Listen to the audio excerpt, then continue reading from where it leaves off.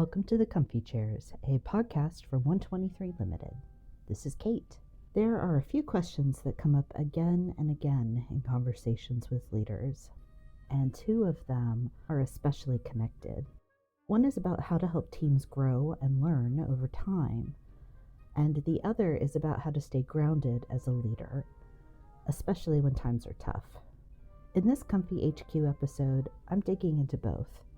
We'll talk about how to foster a culture of learning and why that's about more than just offering training. And we'll look at resilience, flexibility, and stability instead of grit and toughness. How can leaders foster a culture of continuous learning within their teams?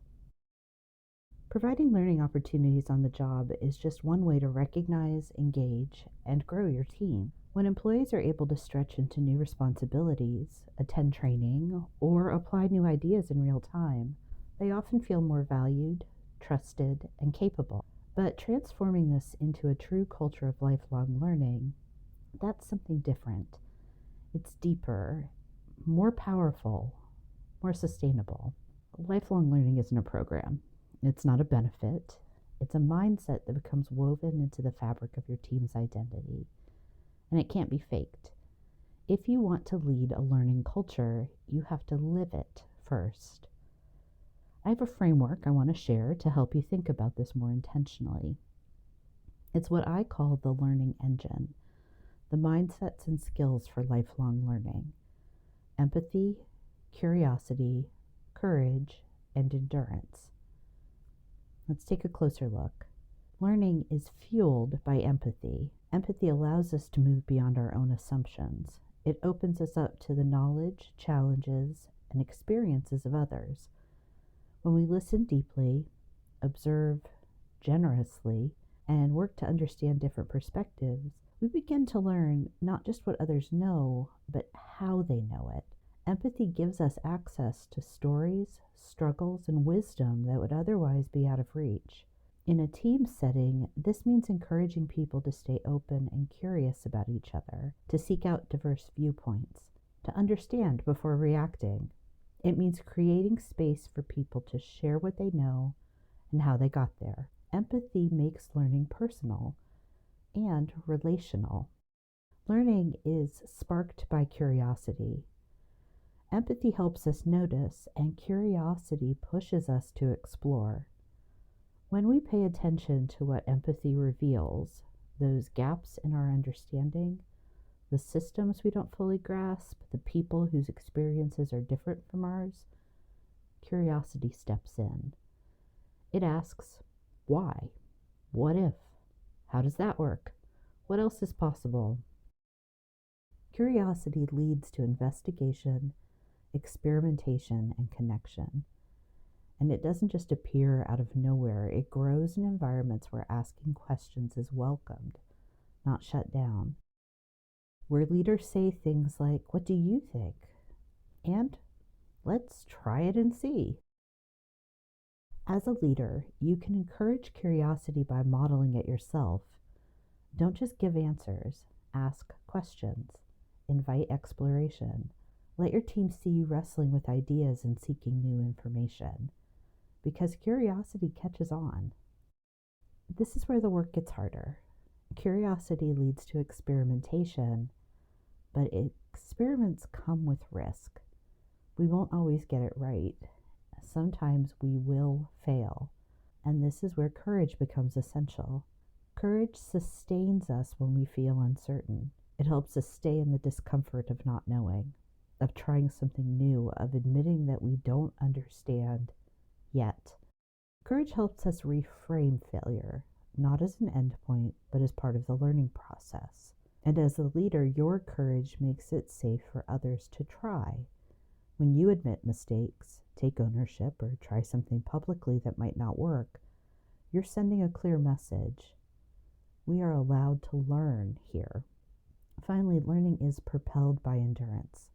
Over time, new knowledge and experience will build confidence. And that confidence gives us the fuel we need to keep going, to continue engaging, exploring, and evolving. That's endurance. Endurance isn't about working nonstop or pushing through pain. It's about staying connected to your sense of purpose. It's about knowing that learning is never done and that each small gain builds our capacity for the next. As a leader, you don't just need to manage your team's output, you need to tend to their energy, motivation, and momentum. Encouragement matters, recognition matters, helping people connect their learning to a larger purpose matters. So, where do you start? Start by maintaining your own engine. Follow your curiosity, be courageous, and keep going even when it's hard. Share what you're exploring. Be honest about the moments you didn't know what to do and what you discovered in the process. Learning often leads to mistakes, so one of the most important things you can do is normalize that. Make trial and error the norm wherever you can. Psychological safety, feeling safe enough to take risks, make mistakes, and ask questions without fear of punishment, that's table stakes for a learning culture. Here are a few simple practices you can put in place. Think about job shadowing, simulations, role-playing, and letting less experienced employees take on manageable portions of larger projects. All of these give people space to try without fear of large-scale failure. Use pre- and post-mortems. Before a big initiative, talk through what could go wrong and how to mitigate it. Afterwards, reflect on what worked and what didn't. Treat mistakes as data, not as blame. Encourage experimentation. Give people room to test new approaches. When someone tries something creative or different, talk about what they learned, even if it didn't go as planned. Reward and recognize calculated risk. Call out the process, not just the outcome. I appreciated the way you tested that approach is as valuable as congrats on hitting the goal. You want to support formal learning too. Not all learning is experiential, so make it easier for people to pursue training, education, and skill development. This could include finding in-house programs and making time for people to attend, getting fluent in your organization's tuition assistance and educational benefits, and talking regularly about training opportunities so they don't feel like a special exception. They're just how things work around here. Allow employees to observe, practice, and share what they learn. This approach reinforces confidence, builds competence, and helps team members see themselves as both learners and teachers. This is also a reminder that you don't have to do it all. You can foster a learning culture by getting your team involved at every step. Let them support each other and let them lead learning moments. This lets them grow together. Because lifelong learning isn't just a value to name, it's a culture to cultivate. And like any culture, it's shaped by what you model, reward, and normalize. Remember, learning is not a detour from the work, it is the work. How can leaders develop resilience and mental toughness? This is a big one. Leaders want to be dependable, steady, and strong when challenges arise. They want to show up for their teams with presence and clarity even when things feel messy, and they want to feel resilient. I'd like, though, to offer a small shift in language. Rather than resilience or mental toughness, I prefer to think in terms of flexibility and stability. There is nothing wrong with either resilience or mental toughness per se. They're well-intentioned and widely used. But I often hear them used in ways that imply stoicism or even a kind of gritted teeth aggressiveness. Flexibility and stability, on the other hand, they offer a different flavor. Strength, preparedness, adaptability. The dichotomy of being both flexible and stable also alludes to the inherent paradox involved in facing and leading through uncertainty. Being able to move and flex while still grounded on a stable foundation. This framing also invites a more nuanced and human conversation, one that's less about being tough and more about being steady, open, and prepared. So, with my word preferences out of the way, let's talk about how you develop these leadership characteristics. Today's first question is actually wildly applicable here. A learning or growth mindset is one of the best ways to develop and maintain flexibility and stability. Exposing yourself to new experiences and ideas increases your mental capacity to grow and evolve. I'm talking about neuroplasticity, your brain's ability to change in response to learning, which is crucial for adaptability and critical thinking. It's also essential for learning and memory. So, lifelong learning essentially creates a continuous loop of making you increasingly flexible and stable. When you take on new challenges, expose yourself to unfamiliar situations, yes, it's uncomfortable, but it's also building your capacity to flex. It's making your foundation stronger. And when you lead with a learning mindset, you also make it safer for others to show up with questions, ideas, and mistakes. You're not just resilient yourself, you're helping your whole team grow stronger together. But let's not pretend this is all internal. Whether you call it resilience or flexibility, it's not a solo act. If you want to build these skills over time, you need support. Draw on the experience, insight, and encouragement of others. No one navigates change, pressure, or hardship in isolation, not successfully anyway. There's a short, insightful book that explores this idea and other facets of personal resilience called Managing Change with Personal Resilience by Linda Hoops and Mark Kelly. It offers practical tools for understanding your own change preferences, adapting under stress, and building resilience in community. If you're looking to deepen your personal or team-wide understanding of what resilience can look like, I highly recommend it. So please look for a link in the show notes. Mind how you talk to yourself about yourself. Your internal narrative plays a powerful role in your external capacity. If you're constantly telling yourself that you're not handling things well, or that you should be stronger, faster, better, guess what? Your brain believes you. That negative self-talk can undermine your confidence and diminish your resilience in real time.